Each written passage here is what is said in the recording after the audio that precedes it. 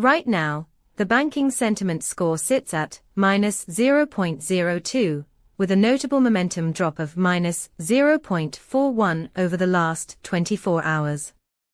This negative momentum is unusual when you consider that sentiment typically hovers around neutrality during stable periods.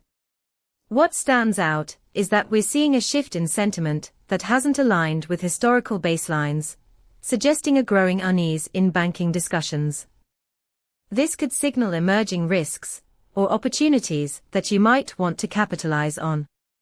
Using our API, you can retrieve detailed insights into these shifts, including sentiment scores and contextual data through 20 semantic clusters.